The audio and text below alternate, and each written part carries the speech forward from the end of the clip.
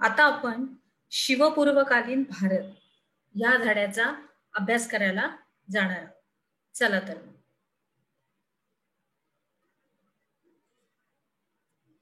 ह्याच्यामध्ये शिवपूर्वकालीन भारतामध्ये कोणत्या कोणत्या विविध राजसत्ता होत्या, कशा पद्धतीचा त्यांचा विस्तार होता, कोणते राजे कोणता भाग कशा रीतीने जिंकून ते त्या भागाचे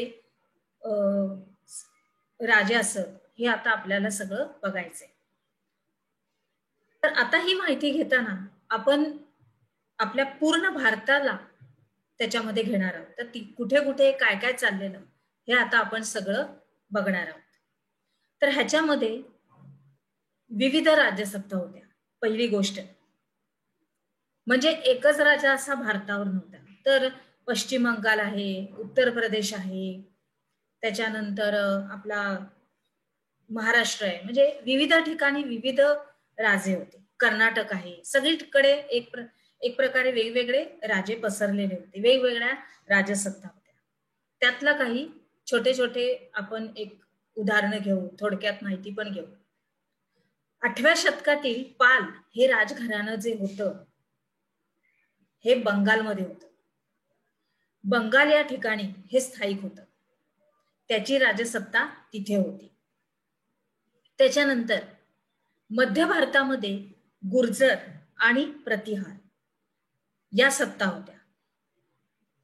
गुर्जर आणि प्रतिहार, आता ह्यांची ठिकाणं कोणती, तर आंध्र, कलिंग, विदर्भ, कणोज, पश्चिम काठेवाड, ते पूर्ण गुजरात पर्यंत त्यांचा प्रदेश हा पसरलेला होता. समजलं?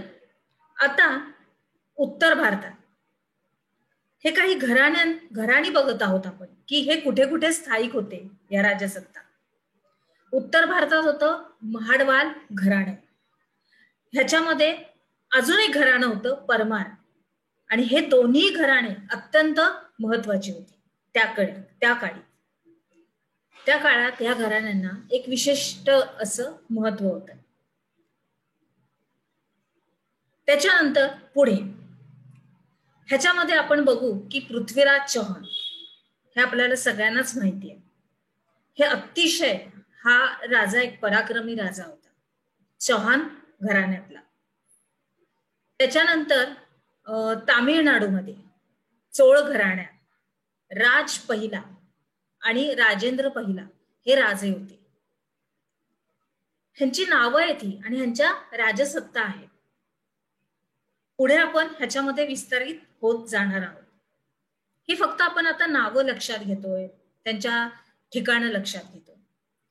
कर्नाटकमध्ये होते होयसळ घराण्याचा विष्णुवर्धन, हा सुद्धा राजा अतिशय पराक्रमी होता. ह्याने संपूर्ण कर्नाटक जिंकला होता, बरोबर आहे, आणि तिथेच तो स्थायिक होता, त्याची राजसत्ता ही तिथंच होती. महाराष्ट्रातील राष्ट्रकूट घराण्याचा गोविंद तिसरा याने राष्ट्रकूट सत्ता कनौज पासून ते रामेश्वर पर्यंत पसरवली होती, बरोबर आहे. अशा या सत्ता होत्या. त्याच्यानंतर शिलाहारांची 3 घराणी पश्चिम महाराष्ट्रामध्ये उदयास आली होती. त्याच्यामध्ये कोकणात ठाणे, रायगड, दुसरे दक्षिण कोकणात, आणि तिसरं होतं ते सातारा, कोल्हापूर, सांगली, बेळगाव, इथं ही राजे राज्य करत असत. 3 घराणी होती त्या शिलाहारांची, आणि ते आपल्या महाराष्ट्रात होती, म्हणून ती 3 ठिकाणी वेगवेगळ्या ठिकाणी उदयास आली होती, बरोबर. आता पुढे जाऊया. आता सगळ्यात शेवटची शिवाच्या अगोदरची शिवपूर्व काळामधली एक शेवटची वैभवशाली राजवट होती ती यादवांची.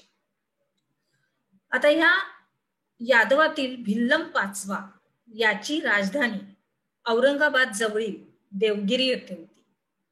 हे ठिकाण आहे विद्यार्थी मित्रांनो, हे ठिकाण आहे की जिथं जिथं त्यांच्या राजसत्ता पसरल्या होत्या. तर त्याच्यातलं अचूक ठिकाण कुठलं होतं हे तुम्हाला समजण्यासाठी त्याची राजधानी औरंगाबादच्या जवळ देवगिरी इथे होती, हे बोलणं आणि हे इतिहासामध्ये आपल्याला लिहिलेलं आहे आपल्या अभ्यासक्रमामध्ये, आणि हे सांगणं आपलं महत्वाचं आहे.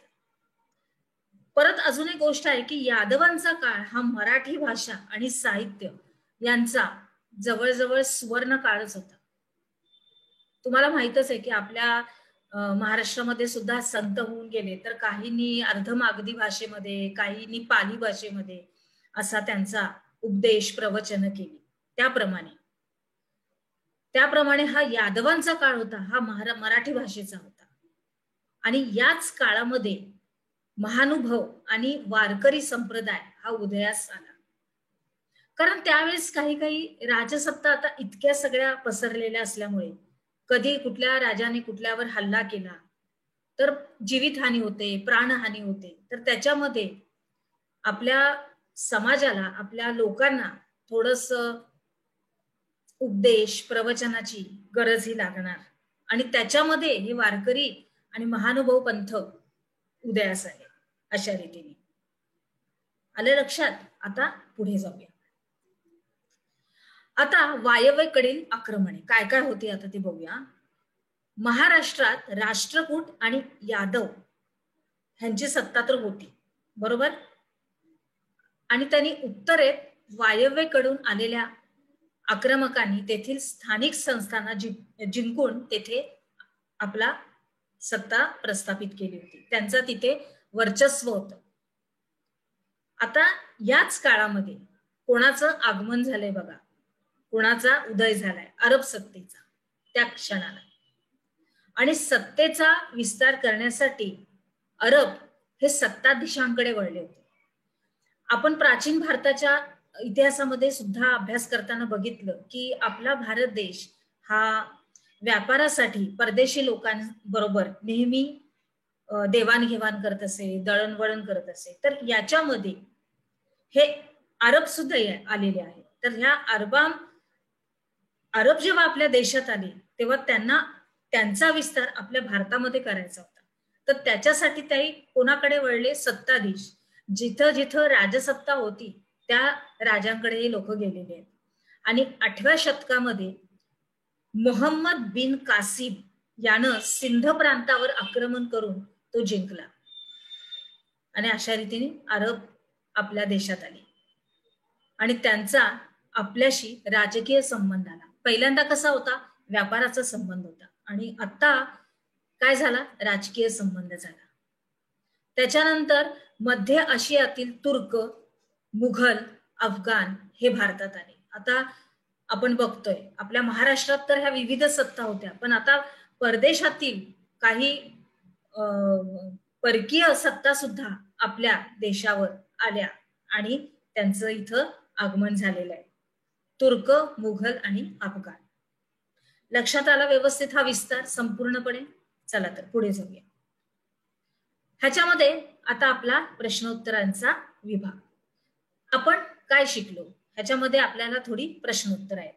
भारतामध्ये ज्या विविध राजसत्ता अस्तित्वात आल्या त्याच्याबद्दल माहिती सांगायची, आणि अरबांचा आपल्या भारतीयांशी संबंध कसा आला हे पण आपल्याला बघायचंय.